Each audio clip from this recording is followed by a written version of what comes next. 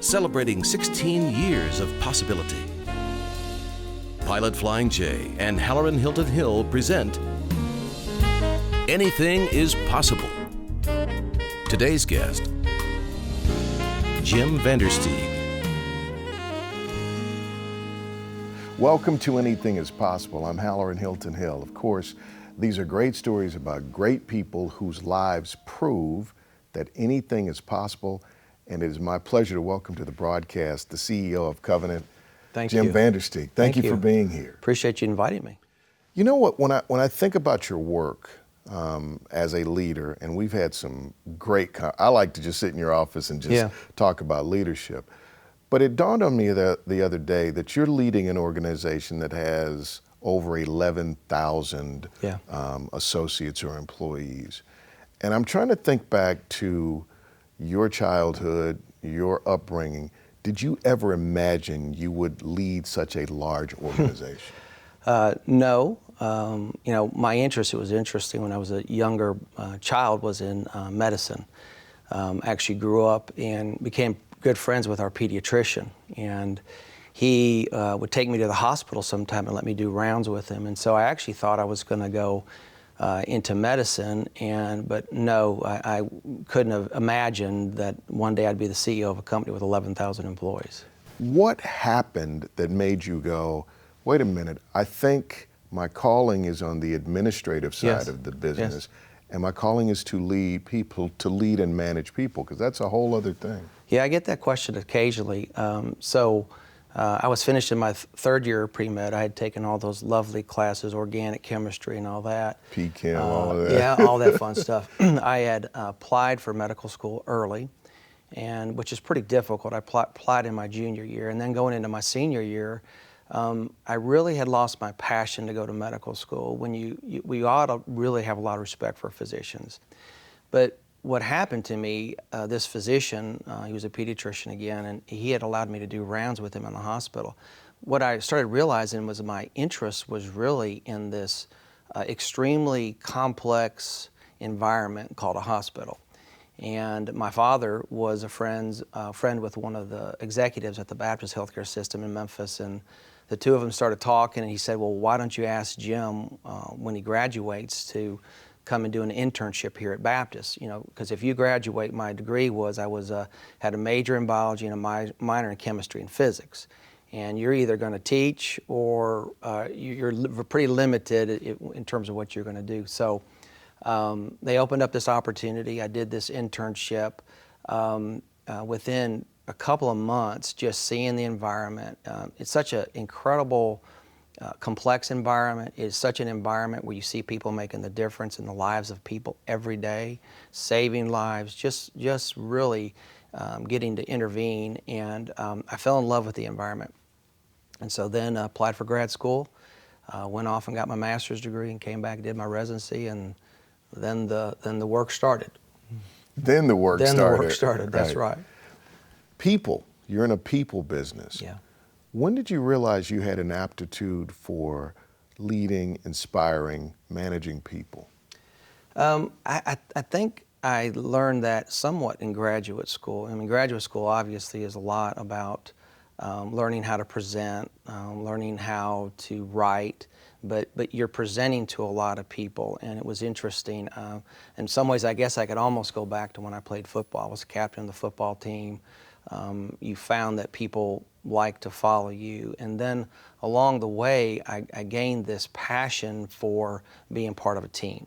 Again, on one hand, I could almost go back to football. It's interesting how much in life we learn on a team. But I learned a lot about a team there, and I learned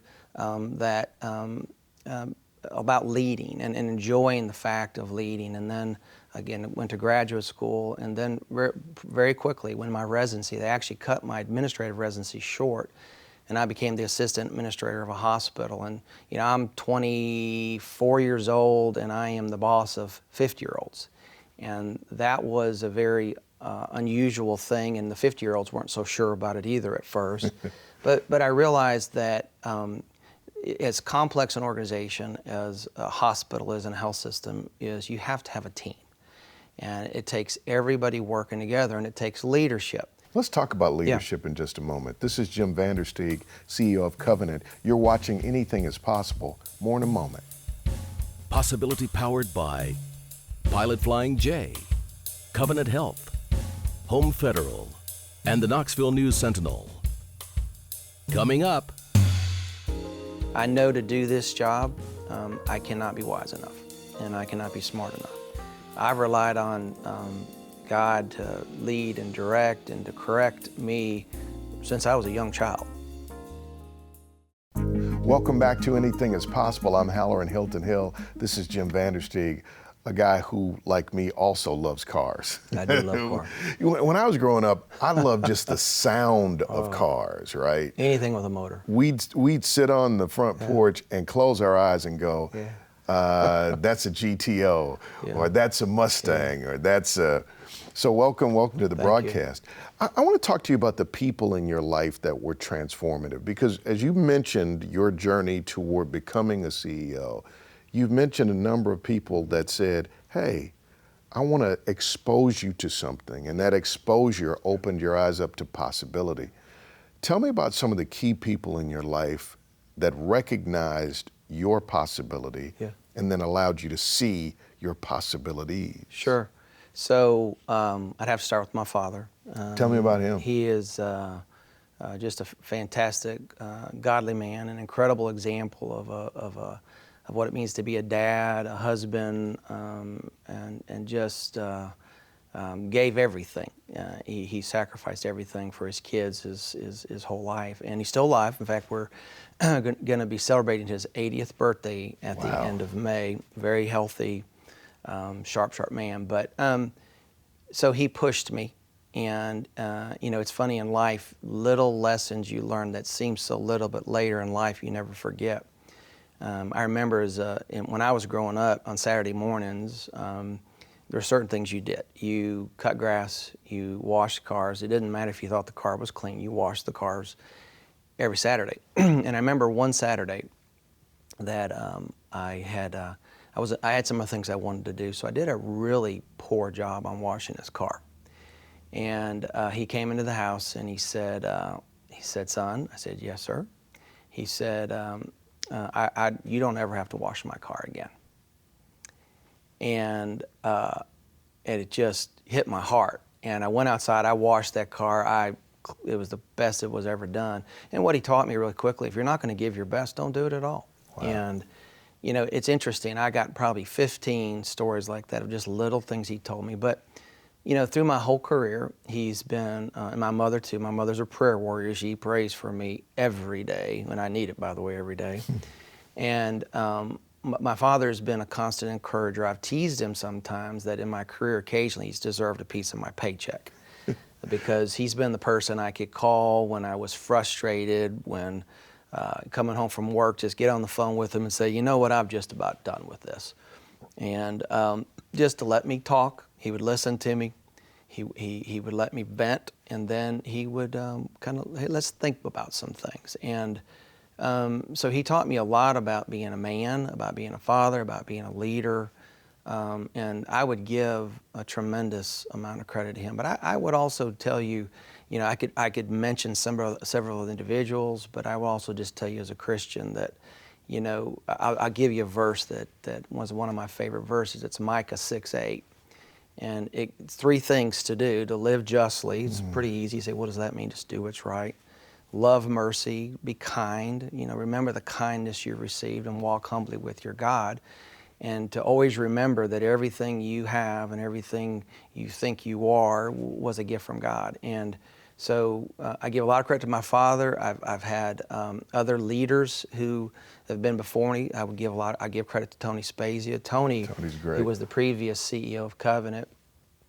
Extremely bright man. Really bright. And when I came to Covenant, I knew a lot about operations. I had been the CEO of the largest hospital in Memphis when I came here, and I knew a lot about operations. But Tony has such a unique knowledge in the financial arena, and he never kicked me out of a meeting. There was never anyone I wanted to go to, I could go to. And he taught me a ton about finance. And to be the CEO, I needed another level of understanding in that area. And so I give him a lot of credit, and I give Tony credit for the fact that he was willing to sit down with me and just tell me stories. Yeah. You know, about his life, about his father, and so I give him credit too. He played a significant role in that. My father was very similar. He referred to himself as our cut doctor.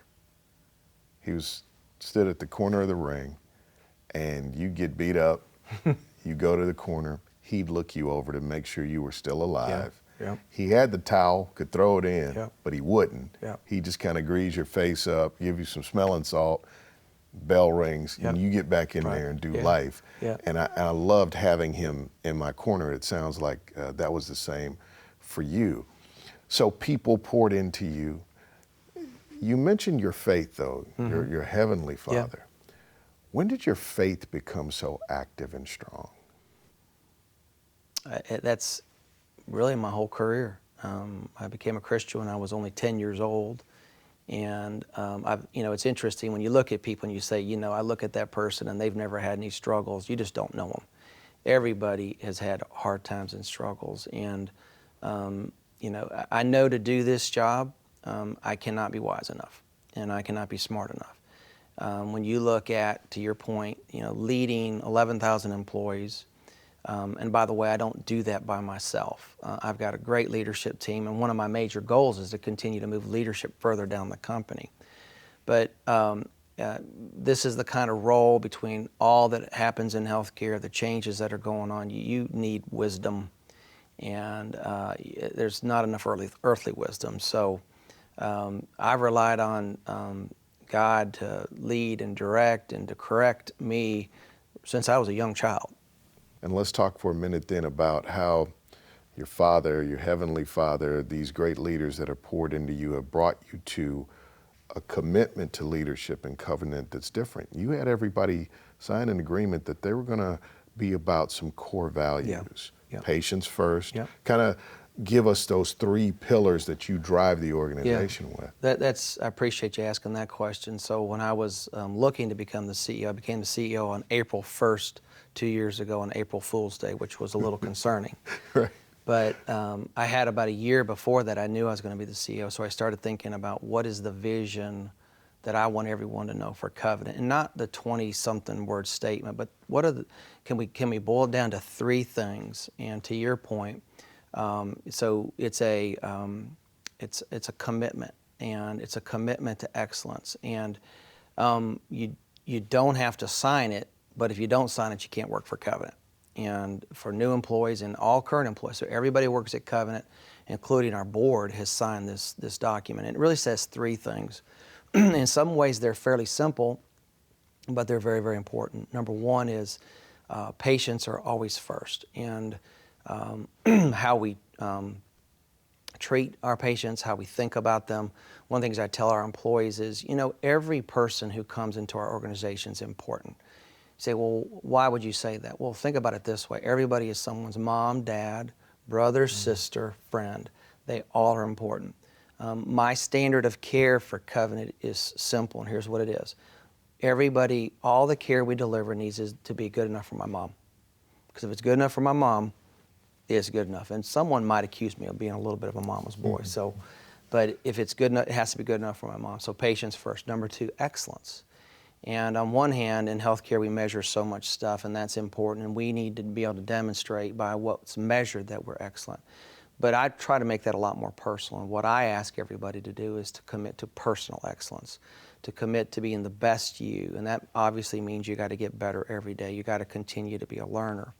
When you think about life, and you think about if you ever do this calculation, Howard, and you'll be surprised knowing you've already done it.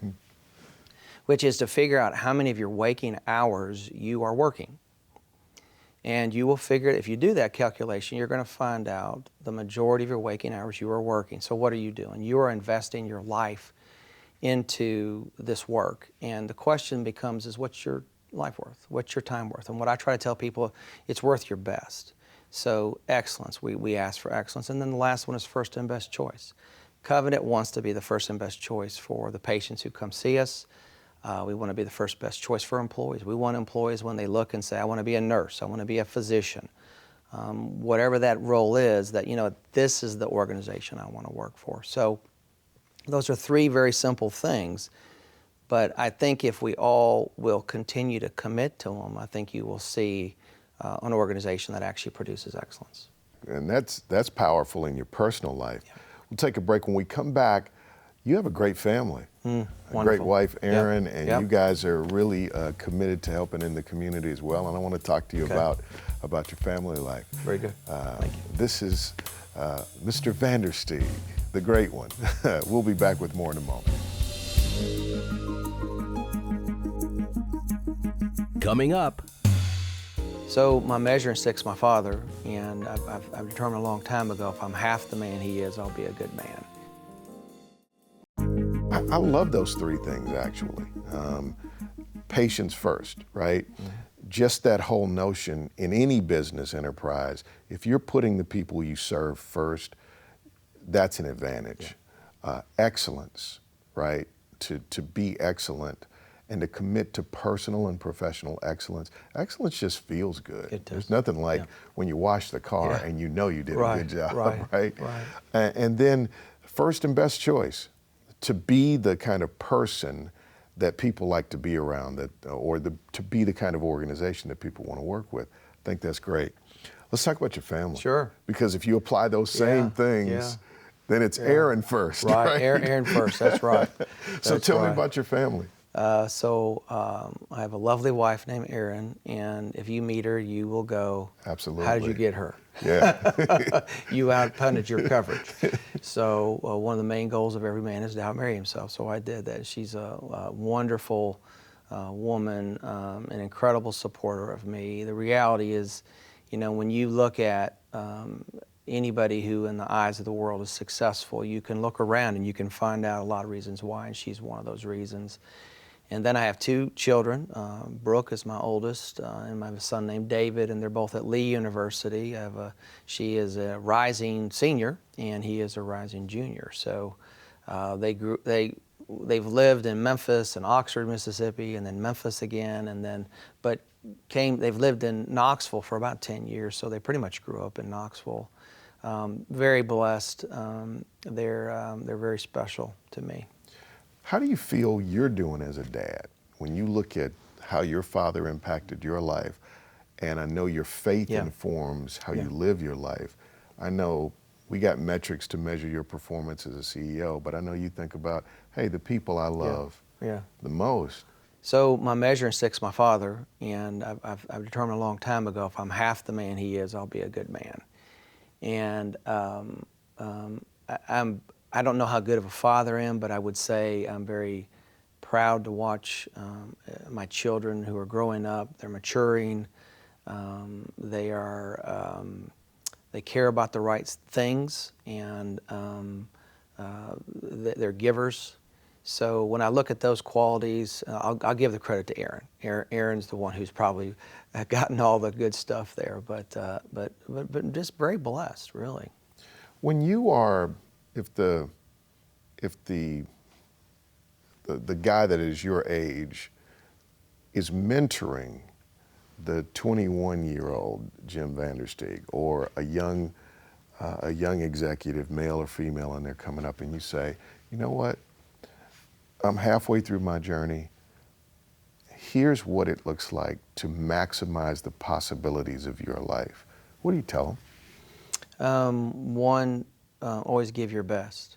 I mean, the reality is it's not about saying, did everything you do, was it successful? Because the reality is not everything you do is going to be successful. The judge for you on that is, did you give your best? And if you gave your best and it didn't turn out well, hey, you know what? You gave your best. I think to give your best. I think to walk humbly with your God. Don't think too much of yourself. In the role of CEO of Covenant, it is a unique role. It's an important role. The company has to have a senior leader, but I'm not more important than anybody else. I'm qualified to do certain things. I'm not qualified to do others. Fortunately, I never get a call from the hospital saying, will you start an IV? Because if I did, it would be a bad day for everybody. But, you know, to give your best, remember who you are, to love your wife, and, you know, don't live for the future, live for today. So many people are always saying, I'm going to be happy, I'm going to be satisfied in the future. And the reality is God gave you today. Live today. And if you live today, give your best today, leave it all on the field today, then you're going to find out, you know what, it's God's day, and it was a good day. Yeah. You end up with a life worth remembering. Yes, right? Absolutely. And I'm thinking about, you know, kind of the values that drive Covenant in a dynamically changing healthcare environment. I think the values that you espouse will keep the company agile, because however we have to reconfigure the organization so that patients are first. And if we're applying that with a joyful excellence, and if we are always configuring the organization so people want to be here, then you can make whatever changes are necessary to continue to deliver value in the community. And that's what you do. So congratulations. Well, thank you. Thank you for being a real model of possibility. I appreciate you inviting me. Maybe we'll go and get a couple of GTOs or Mustangs. Let's do it. Listen to the engines roar. Thank you for being here Yes, today. sir. Thank you very much. Appreciate it. We'll see you next time on Anything is Possible.